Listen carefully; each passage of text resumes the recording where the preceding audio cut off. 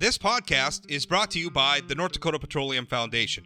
From heating our homes and powering our vehicles to cell phones, clothing, and medical equipment, oil and natural gas makes everyday life better. North Dakota Oil and Natural Gas, advancing the possibilities. Learn more at ndpetroleumfoundation.org. In addition to recording this podcast, I also write newspaper columns, and this Christmas season you can give the gift of news and get a special deal subscribing to the publications I publish in. That's the Fargo Forum, Grand Forks Herald, Jamestown Sun, one low price, you get them all. Gift the news, call Santa's hotline at 800-274-5445 and give an annual news subscription for 50% off this holiday season. It's the perfect gift to keep anyone on your list informed. Simply call 800-274-5445 to give the gift of news.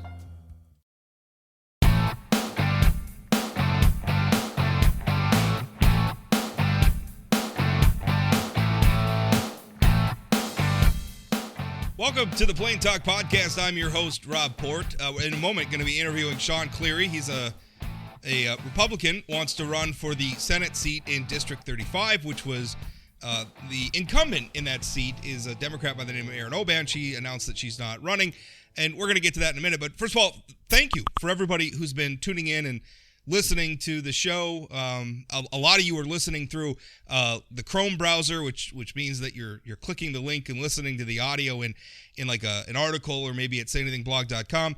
And if you're listening that way, consider subscribing via one of your favorite podcasting platform. I don't know if it's Spotify or what are the other ones out there? TuneIn, I think, is one. There's a lot of them. There's all sorts of them. And this podcast is available on all of them, and sometimes it makes listening when you're on the go or maybe you're on the treadmill or something, makes it a lot easier. So consider subscribing that way. Also, if your podcasting platform of preference allows you to review the podcast, if you would leave an honest review, I would appreciate it. And if it's a positive review, hey, that's even better. All right, so now let's go to Sean Cleary. Now, Sean is a veteran. He's a young guy, but he's got pretty good resume. He's a former staff member for United States Senator John Hoeven, former staff member for Governor Doug Burgum. He currently works as a project manager for the National Information Solutions Cooperative. That's a technology company. They're focused on serving electrical cooperatives and broadband companies in rural America. And now he is running for not the United States Senate, the North Dakota Senate. Even better. Yep. Sean, how you doing? Good, Rob. Thanks for having me on. What made it's you been want an exciting week? Yeah, it has. What made you want to run for the legislature? As I was spending some time thinking about it over the last couple weeks, months, really the word I always came back to was opportunity. I've been real thankful. I grew up in Bismarck here, moved home a couple of years ago, and I've been really fortunate to be able to find a job I like doing, live in a community that I love. And so when I think about serving in public office, I just want to make sure that sort of opportunity for people who want to get a good education here, find a good job here, those sorts of things are available for anybody who wants to do it. It's an interesting that's an interesting seat, and that Senator Oban was really the only Democrat elected in Western North Dakota, to the extent that you can. Bismarck's pretty central, but to the extent that you could consider Bismarck, North Dakota is really the only Democrat. I think after that, it's District 9 up along the Canadian border. And then after that, all the rest of the Democrats in the legislature are elected in the eastern part of the state. So, Senator Oban had a reputation for being pretty moderate. How do you approach that? Like, how do you convince voters who elected her that you're a good replacement? Yeah, I think Senator Oban's representation of the district, it reflected the politics of the district well. People in Bismarck here, it's a Republican town, conservative town, but especially in 35, I think folks believe in good government and in the community. And so I think candidates who take that seriously and communicate well and respond well to the needs of what folks are focused on in Bismarck do well here. So I think I think she did that well. I disagreed with her on some things, but I think she did a real good job of communicating and took the job legislating seriously. And, that's something I hope to do too. Yeah. Was she your favorite teacher in school? She was the math teacher, and I can't say that was my favorite subject, but she was a good teacher. I joke with her that I'm just glad she didn't hold all the dumb stuff I did as a 12-year-old against me. Yeah, well, I do think you admitting that you didn't like math class is not so great when you're running to help write North Dakota's budgets, but we'll let you slide on that one a little bit. Yeah, I'm teasing you. I'm teasing you. I didn't like math class either. Well, I went back to get a master's in economics, and it was pretty hard to avoid math at that point. So. Okay, well, fair enough. Sean just dunked my teasing right back in my face. We're coming into a pretty divided political environment in North Dakota right now, and I've written pretty extensively about it. I don't know if you agree or disagree with my, take on some of it, but I mean the North Dakota Republican Party, a pretty divided party. I don't know if you agree with that or not. I see it as being pretty divided. Speak to some of that, because you're going to be joining a chamber that has some pretty sharply divided factions in it. I guess speak to some of that for me. Yeah, for sure. Well, I started being politically active about when I went to college, started to pay more attention to what was going on. And that was back in 2010, Tea Party movement. And so, I guess folks have been telling me the Republican Party's fallen apart just about as long as I've been a part of the Republican Party. And, it's a big tent party. There's a lot of folks who feel really passionately about different issues. It's one of my things I like about being a Republican is we have different, you call them factions or caucuses or groups, there's people who have different interests, different desires and different views of how they view the party. But, I think at the end of the day, there is a lot of things that really unite Republicans together. But yeah, it definitely seems, especially at the national level, like, it is a little bit more intense than it seems like it should be. At the local level, I think it is a little bit better. There's there's activists, there's people who feel strongly about issues, but, I think that's important too.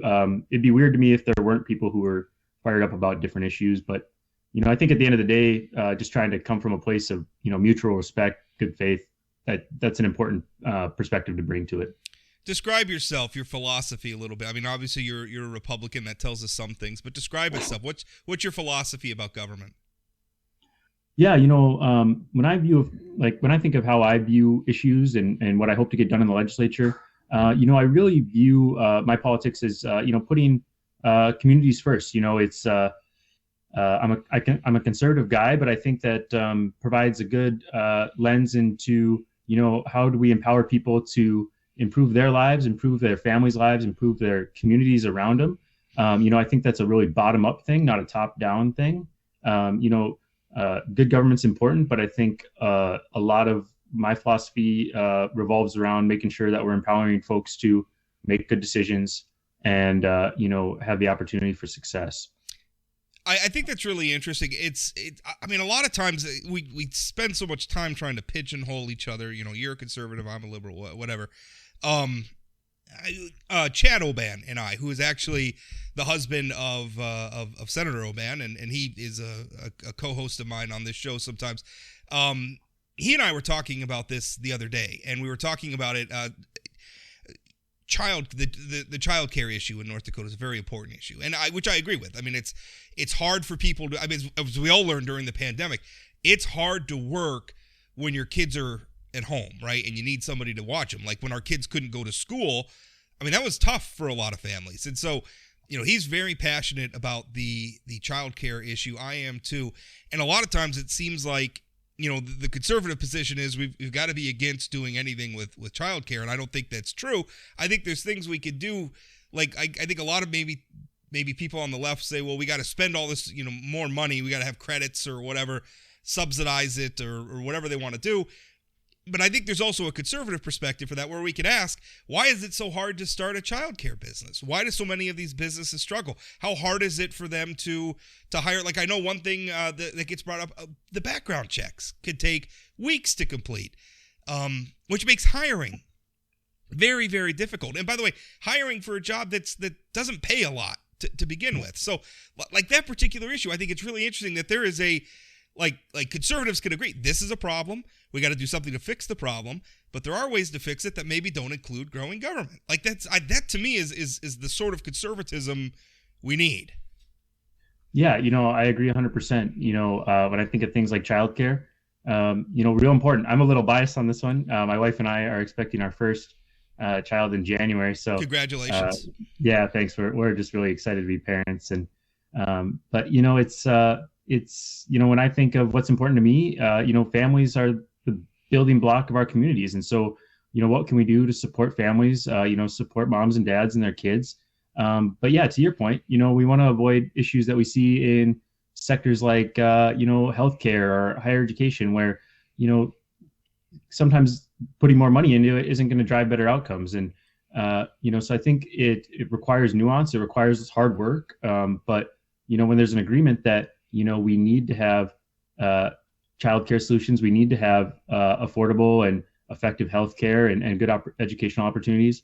More money is not always the answer, but there's definitely, I think, agreement that those things matter for building our economy and improving our communities. What do you think's the if you get elected to the state senate, what's the top issue the state's facing? I mean, what are you focused on as a policy area?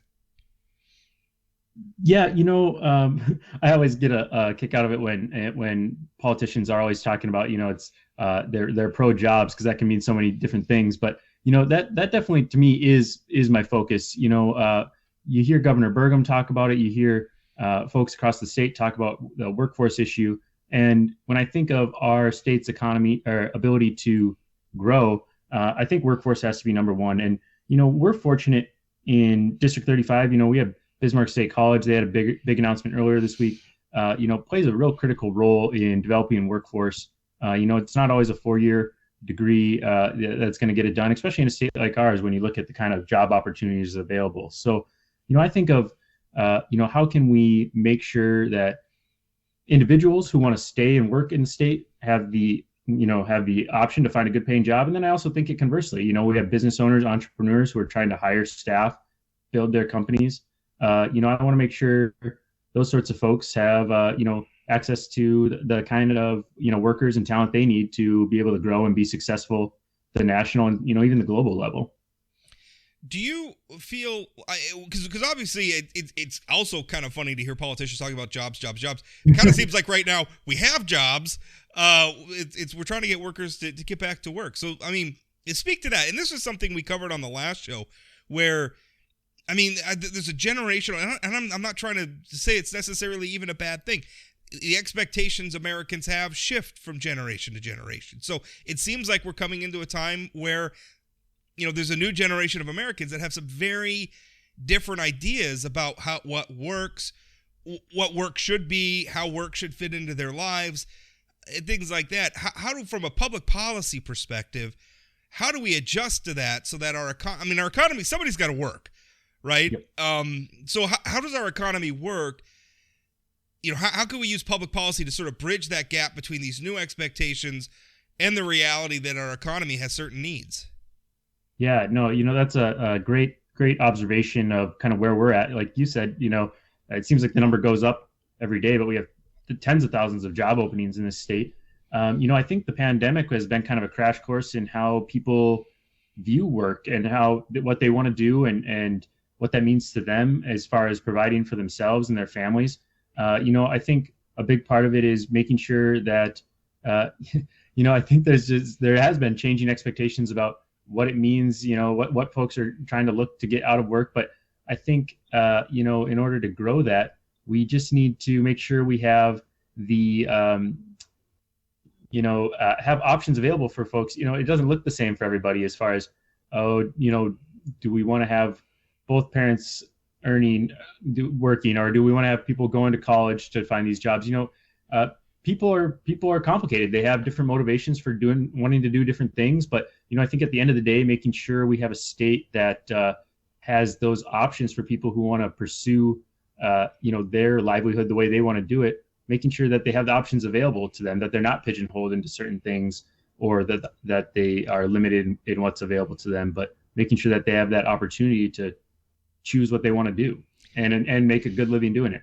It seems to me like the the conservative approach, the philosophical approach, and I don't even know that it's exclusively conservative, but it seems like flexibility is the order of the day. Like we need to leave businesses flexible as possible, not lock them into old models of employer-employee relationships, not lock employees either into those old models.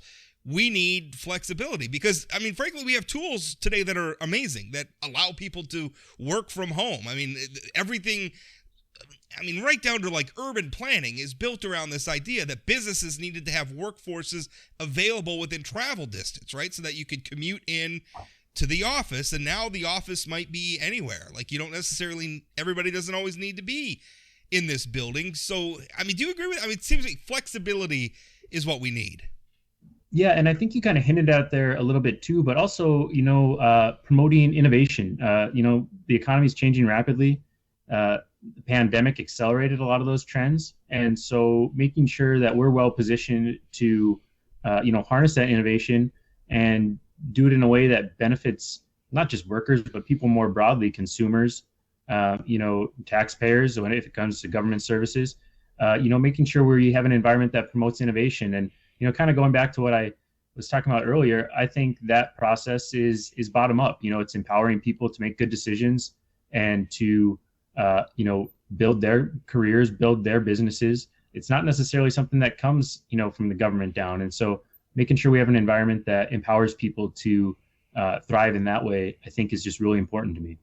Let's talk about social issues for a moment. Our national headlines, dominated by the Supreme Court taking up a case that could overturn Roe versus Wade. And if they do that, is going to punt that debate back to the states in a way that it hasn't been in a long, long time. Many states like North Dakota have in place trigger laws, as a matter of fact, that take effect if Roe should be overturned. And you could go broke trying to bet on what the court's going to do. So that'll be what it'll be. But tell us somewhat about your philosophy with abortion. It's an issue that's very important to a lot of voters. Where are you at on that? How would you describe yourself? Yeah, Rob, like you, I don't try to predict the future when it comes to what the Supreme Court's doing, but we are at a pretty critical time when it comes to, the topic of abortion. Personally, I'm a pro-life guy. That's something that it's been a pretty big part of my life, big part of my faith throughout my entire life. And, so when I think of what might happen if Roe v. Wade's overturned, I think at the end of the day, regardless of, the different scenarios that might play out in the state here, we do need to make sure we're keeping the focus on what drives the pro-life movement in the first place. And that's that every life is worthy of dignity and respect. And so when we're talking about public policy solutions to that, we need to make sure that we're, empowering moms, empowering families, and supporting children. So, I don't know what that world will look like, if Roe v. Wade's overturned. And, I'm pro-life. I'm hoping that, we have the opportunity to, live in a society that values life. And I just want to make sure that we are taking a whole approach to that too.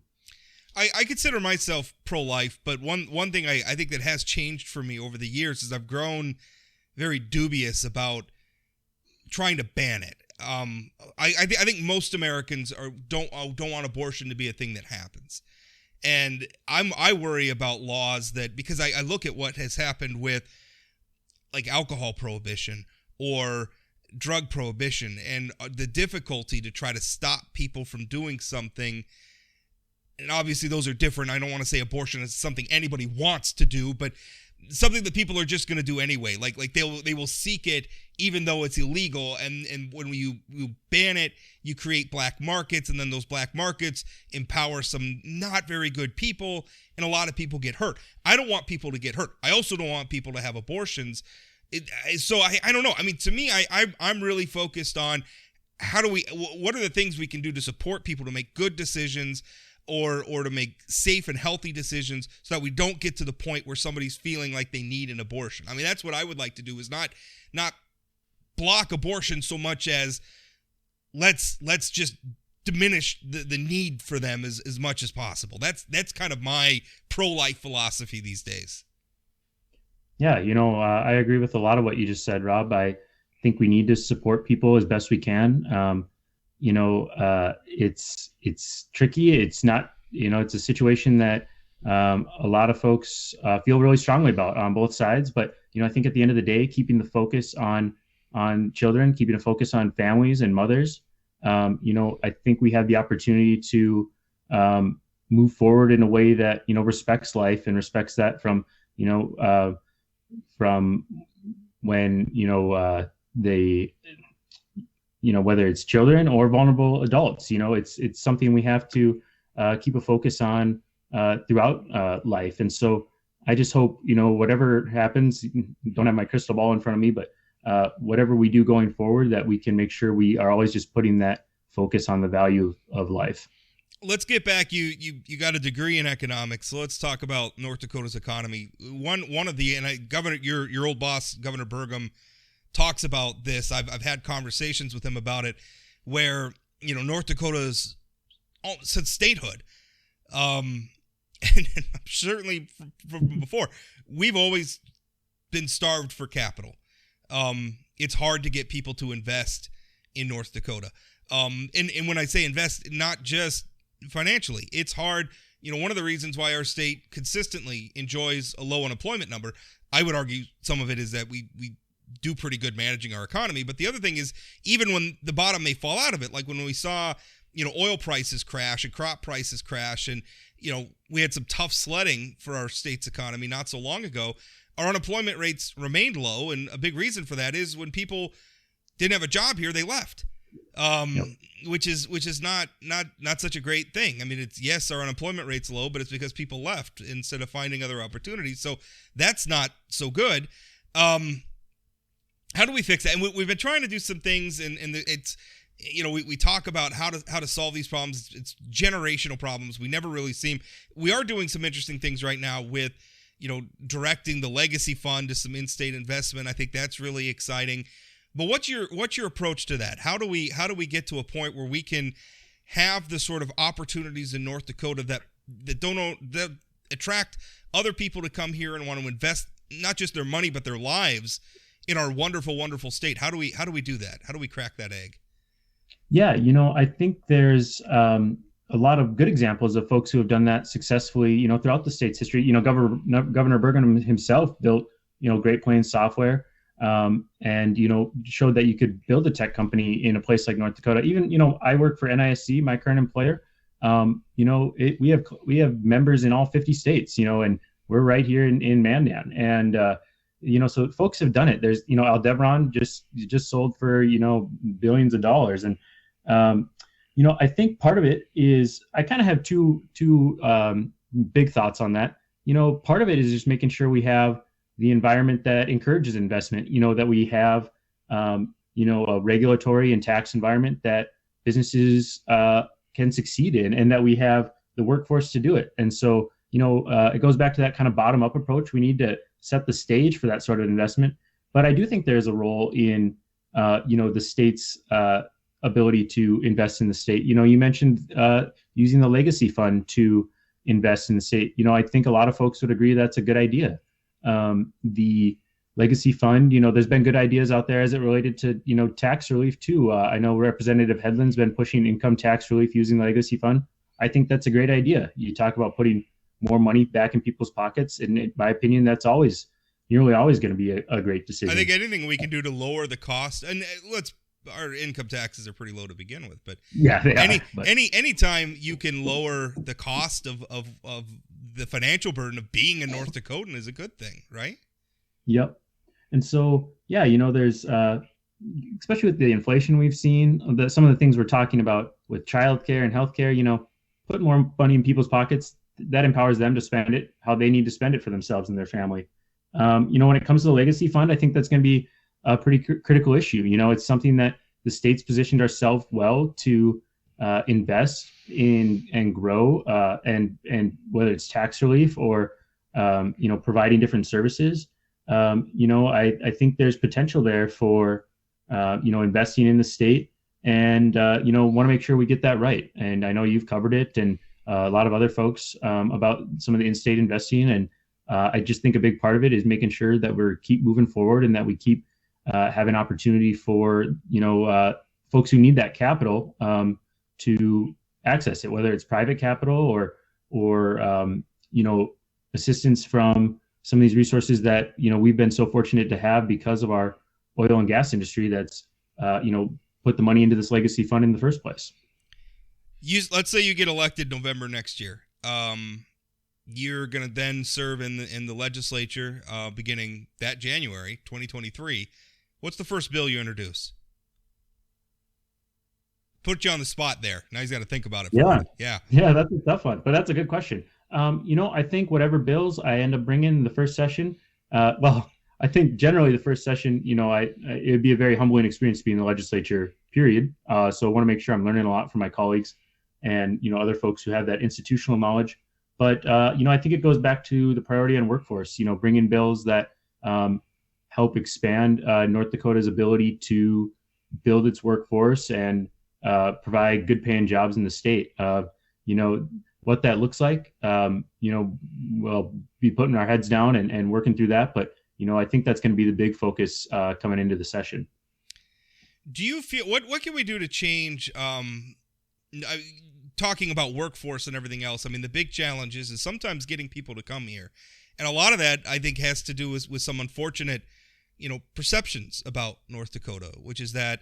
First of all, the weather, which is not really something we can do a lot about. It's an acquired taste.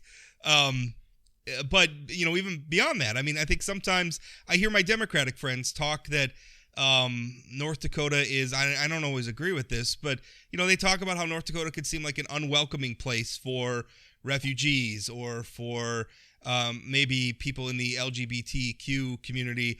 They talk about a lot of those things where And again, a lot of this I think is unfair, where North Dakota is cast as, being a very parochial place or not a very enlightened place or anything like that. How do we combat some of those things? Because I think that is very central to, combating those perceptions, whether it's the weather, whether it's the idea that our communities are boring and there's nothing to do, or that we're unwelcoming or what have you. How do we combat those things? Because it seems to me like we're not going to be able to address the workforce needs unless we address that.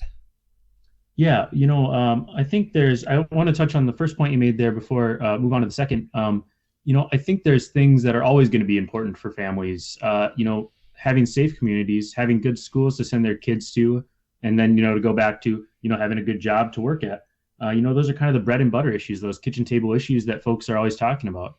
And I think those are important to, people aren't going to move here if those aren't available. But, more broadly, you talk about maybe some of these social issues or some of the other, perceptions of the state. Frankly, I disagree with a lot of that. I think, North Dakota, I'm biased. It's my home state, my hometown. I love talking to my friends who aren't from here about all the great things we have going on. And I just want to interject. I'm not listing all those things because I think that they're true. I'm listing those things because, let's face it, in politics and everything else, there's reality and then there's the perception of reality. And sometimes it's a practical matter for policy or politics. Perception is reality. So those perceptions exist, whether you and I agree with them or not. And I'm with you. I largely don't agree with them because I actually live here. But people who don't perceive it that way. So how do we fight it? And not necessarily to focus on the social issues. And this is not exactly a new thing either. I mean, what is it? Eric Severide, the famous broadcaster from southeast of Minot here, from Velva, North Dakota, once described North Dakota as a blank spot on the nation's, a rectangular blank spot or something like that on the nation's imagination. It seems to me that's the thing we've got to fight. Yeah, to me, there's something almost inspiring about it, though. We live on the northern Great Plains. Not everyone could do it. It's difficult. It's the winter. We're out here, trying to make a living. But there's a lot of special things about this state. And so, to go back to how do we build a reputation and a welcoming community for everybody, that begins with respect. It's I love this state. I want more people to come here. And so, focusing on how we build communities that are welcoming for everyone who wants to come, in my opinion, that's a good thing. We want folks to come here and live the American dream. That's what it's all about. Well, Sean, you promised me a half hour of your time, and I think I've used every minute of it. So I appreciate you coming on, and good luck next year. Yeah, thanks, Rob. It's been great talking with you, and I appreciate your time.